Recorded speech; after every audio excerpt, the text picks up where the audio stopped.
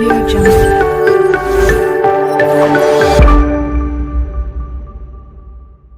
Hello guys, ngasije 1k aigi video channel ji 1k yawre mayam gi support gi 1k yawre aduna ngasi chaja doi material si iromba yawre champut am leire sina kopi kotna ba daigi yongchak ataw bom yawre di bora am yawre thum yak pe taw adudi mayam chab hawr ji ko champut mai jan khat thakke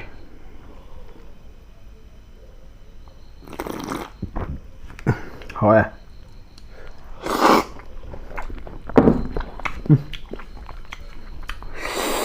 masih di hijau awam sadan asal mau ke sabiro habis jauh ya bukan musaka aluga tuan ba kita alu tuan ba terlalu hijau dah malu aja saya tham ke đó mấy sự hôm gì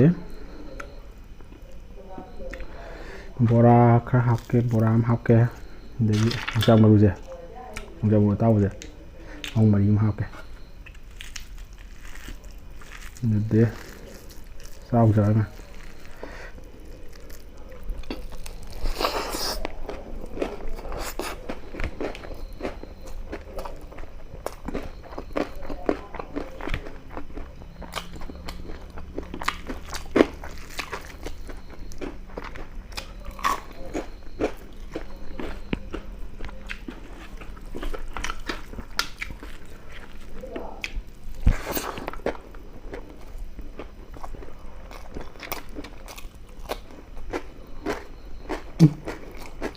mình trong không nào giờ mình trong không nào nữa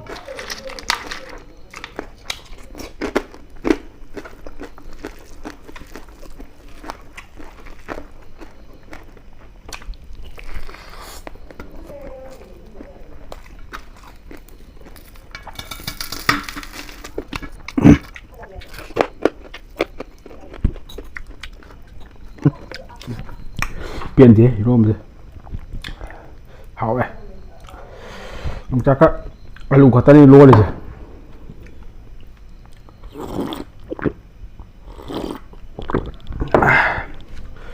xong phải sử dụng mấy đá này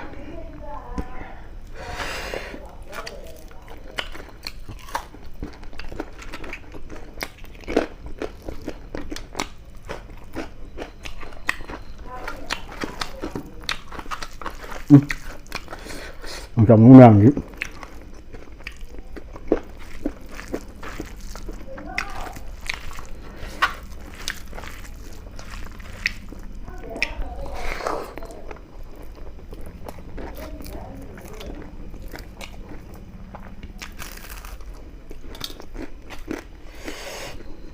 bora alu bora cái này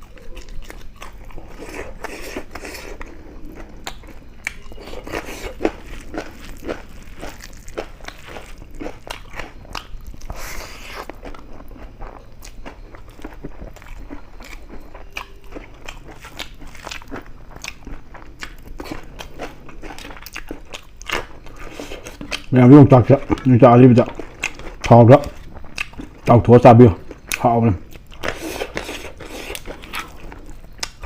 mình chơi đúng không nè mình chặt đó mình chặt thò nó to vậy không có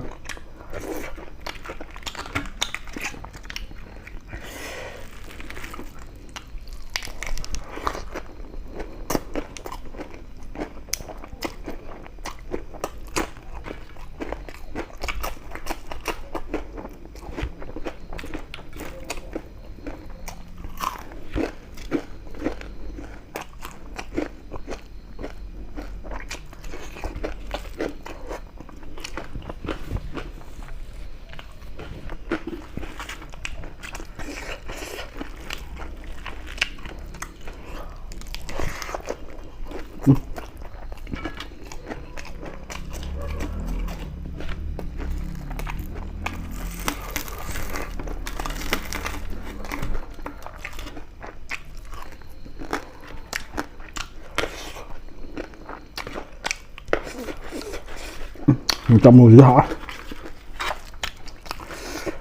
맛있다. 무장무상 요자 따라 매워네. 이거 합쳐내 그만.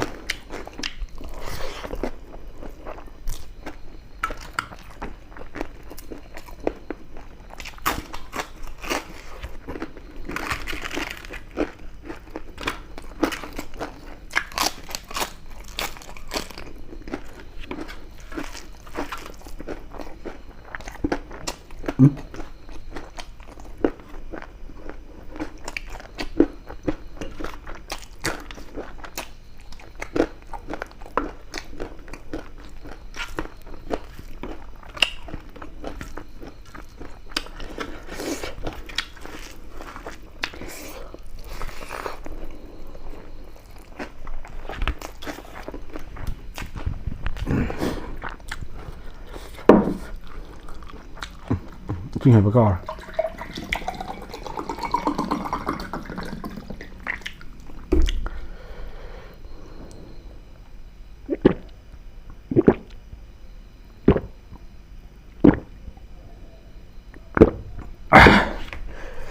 phần người ta sinh thật rồi ạ.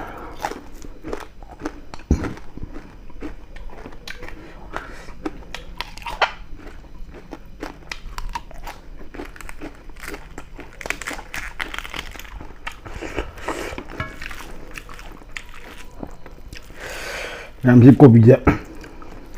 Chứ mấy chân là ra này của làm quá đâu biết.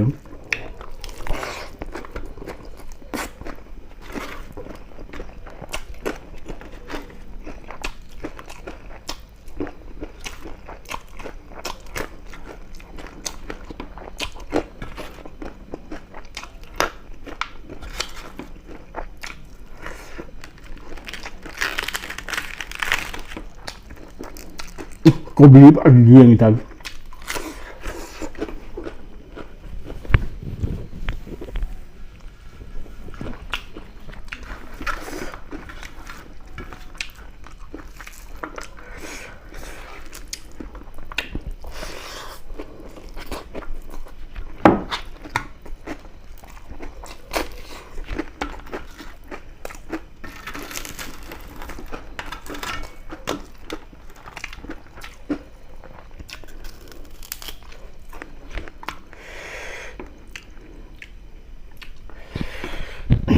Dạ. Tập một cái hoa nữa.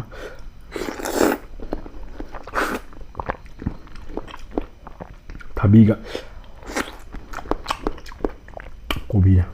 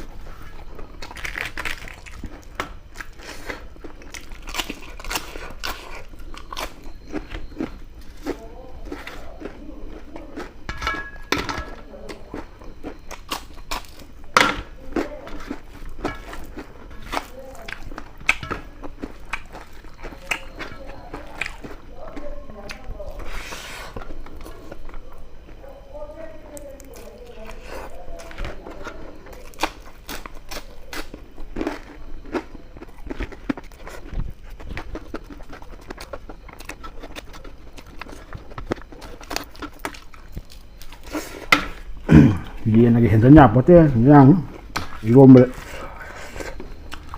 nu cakap alu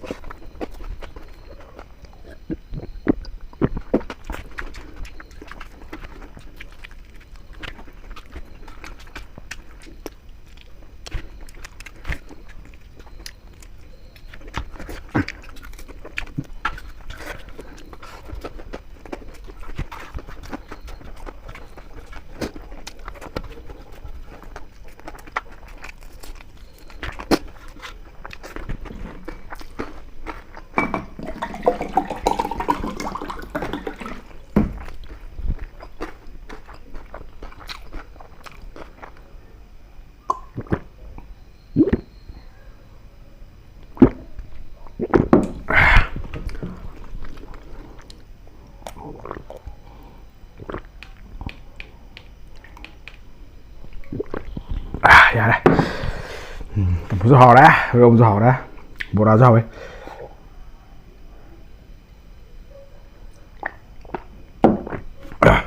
Yang tahu sudah senjata mina, batang saya ada video saya sudah senjata ya.